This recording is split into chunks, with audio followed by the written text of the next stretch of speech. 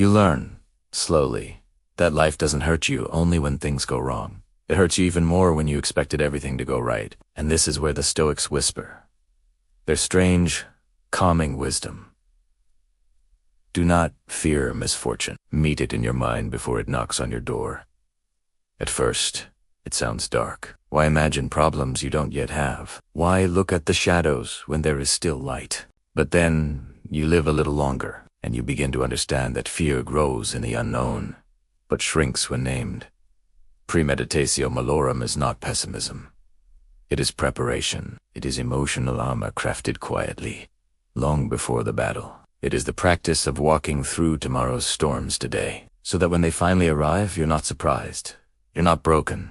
You're simply ready. This is how Stoics soften anxiety without running from reality. They face potential pain ahead of time so that it loses the power to shock them. You imagine the plan falling apart. You imagine the unexpected bill, the delayed dream, the hard conversation.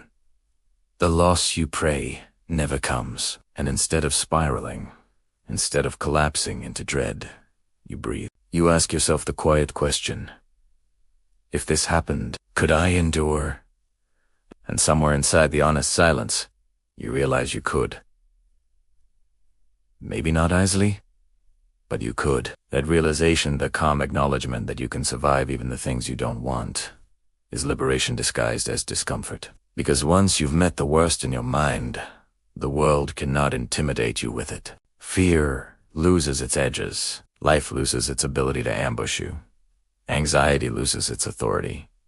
You become steadier, not because your days get easier, but because your inner world becomes softer, stronger, more spacious. You stop pleading for life to be gentle and start trusting yourself to handle whatever it brings. And something beautiful happens then.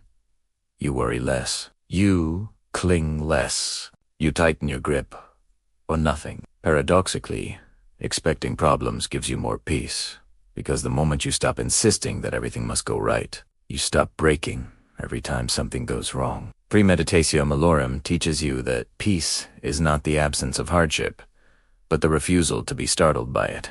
It teaches you that confidence is not believing nothing bad will happen, but knowing that even if it does, you won't lose yourself. It teaches you that freedom is not found in controlling circumstances, but in loosening the fear that binds you to them. So you begin practicing quietly, imagining the delays, the disappointments, the discomforts, not to suffer early, but to suffer less when they appear. You learn to greet the future with open eyes rather than clenched fists. You learn to walk toward uncertainty with a calm heart.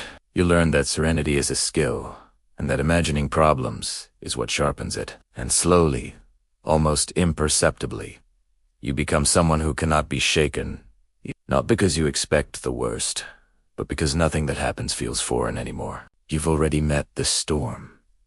You've already breathed through the fear. You've already seen the worst-case scenario and found that your spirit still stands. This is the quiet power of premeditatio malorum.